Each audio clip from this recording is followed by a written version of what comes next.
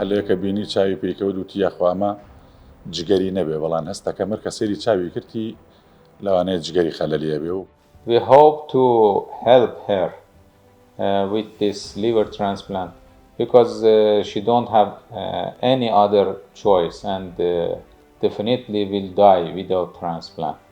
ئەمڕۆ بۆ یەکەمین جار لە شاری پزیشکی فاروق هەڵئەسین بە ئەنجامدانی کاری نەشتەرگەری چاندنی جگەر بۆ مناڵێکی 4 ساڵ کە بەشێک لە جگەری باوکی وەرئەگرین بۆ مناڵەکە پاش ئەوەی کە کۆمەڵێک هەڵسەنگاندنی ورد کرابوو بۆ مناڵەکە کە پێویستی بە جگەرە و هەروەها بۆ بەخشەرەکەش کە باوچێتی ئەم نەشتەرگەریەش بە هاوکاری و هەم ئاهەنگی تیمێکی بیانی و تیمێکی ناوخۆیی ئەنجامەدرێت.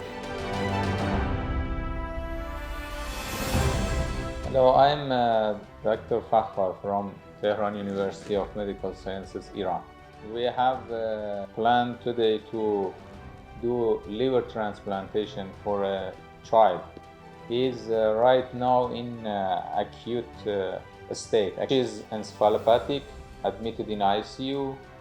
We hope to help her with this liver transplant because she don't have any other choice and definitely will die without transplant. We hope to have chance to help her with this hospital nice team and surgeons.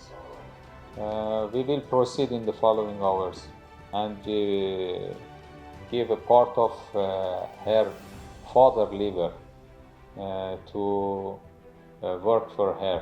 I hope for work. I think there is good facilities here for liver transplantation, and we will reach a good result. I hope.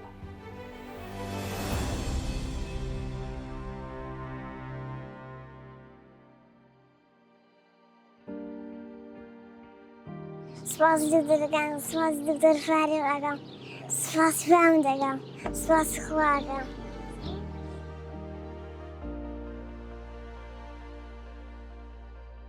سەرەتا بەناوی خوای گەورە و میهرەبان میناخان لە 18/4/2020 لەدایک بووە. لە ساڵی 2021 هەستمان کرد پێستێ خوڕێ کە تازەوینی کردبوو خۆی خوڕان برمانە لای دکتۆر عەدنان محەممەد لەوێ وتمان حاڵەتێکی وایە وتی یاخوا ئەوە نەبێت کە من تۆزە لێ ترسم. دوایی بزەبت کە فەحسی بۆ کرد وتی وەڵا ئەنزیمەکانی جگەری بەرزە. دوایی عیلاجماندایە هەتا ساڵی 2022 مانگینەوەتی سەفەرێکی هیندستان کە چوومە هیندستان لەوێش دکتۆر عەدنان چی پێوتم لێرە لەوێ ژەوایان پێوتم چوومە ئێران لەوێش هەمان شێوە وتیان ئەمە ئەنزیمەکانی جگەری بەرزە و بەشە مەعبوون لە جگەریا هەیە. ئەوە بوو لە ڕێی دکتۆر کارزان سیروان و ستافەکەیەوە قسەمان لەگەڵا کردین لە خەستخانەی فاروق لەوێ نەشتەرگەریەکەیان بۆ کردین 22/11/2024 یەکەم نەشتەرگەری بوو کە لەوێ بکرێ. سپاس بۆ خوای گەورە هەم خۆم و هەم میناخانیش زۆر باشین. سپاسی دکتۆرەکان دەکەین دکتۆر کارزان، دکتۆر فەخار، دکتۆر پارسا و ستافەکەی، دکتۆر کارزان و دکتۆر زاما و ستافەکەی ناوی هەمویان بۆ نائێستا لەم کاتەیە لەبیرم نەماوە.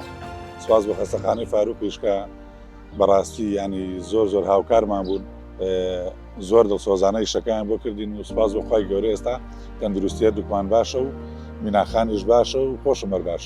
سپاسی ئەوەش دەکەم بەخێر بێن.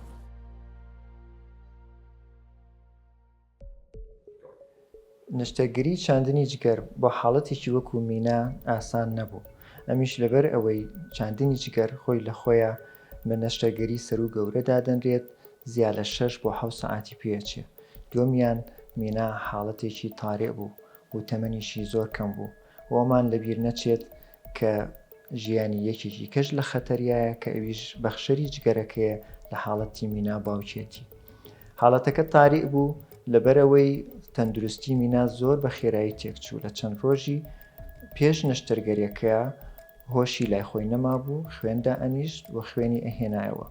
لەم ساتانەیە هەموو دەقەیەک حسابی بۆ ئەکرێت و هەموو دواکەوتنێک لە چاندنی جگەرەکە مەترسیە بۆ سەر ژیانی مینا. تەنانەت نەشتەرگەریەکە خۆی نەشتەرگەروی کتوپڕە کە چانسی مزاعەفات و مردن تایە زیاترە. خاڵێکی تر ئەوەیە کە مینا تەمەنی کەم بوو واتە تەکنیکیەن نەشتەرگەریەکەی زەحمەتترە لەبەرەوەی کۆ ئەندامی لەشی ورترە بە تایبەتی بۆریەکانی خوێن و بۆری زراو کەوا دەکات چانسی لیک و نەزیف و جیرانی بۆریەکانی خوێنی زیاتر بێ پاش نەشتەرگەری و لە بیرمان نەچێت کە چاودێری لە کاتی نەشتەرگەری و پاش نەشتەرگەری لەم حاڵەتانە زۆر زەحمەتترە. خۆشبەختانە بەبوونی کادری بیانی و ناوخۆیی بەتوانە لە شاری پزیشکی فاروق توانیمان هەموو ئەو کۆسپانە بپەڕێنین و نەشتەرگەوریەکی سەرکەوتوانەی بۆ بکەین.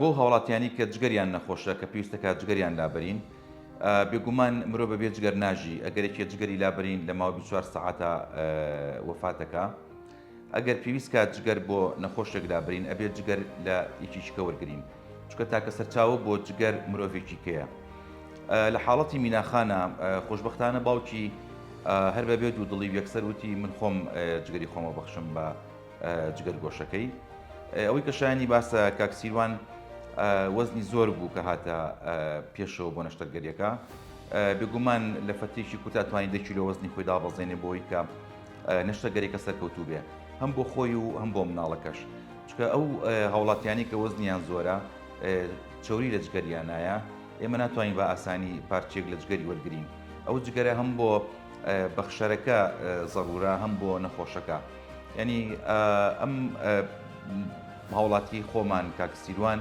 ینی ئەوە نە مەبەستی بوو کە جگەرەکە بەخشیەوە نە مەبەستی بوو کە ئەو خواشیفا بۆ جگەر گۆشەی بە توانی لە فەتێکی کوتا وەزین دابەزێنێ و توانیمان خۆشبەختانە ئیشەکە بەسەرکەوتوی نەجات بین و ئەم نەشتەرگەری چاندنی جگەرە نەشتەرگەریشی گەورەیە خۆشبەختانە لە شاری سلێمانی نەخۆشخانەی فاروق هەیە کە نەخۆشخانەی فاروق نەخۆشیشە لە نەخۆرە نەخۆشخانە باشەکانە لە عێراق و ناوچەکە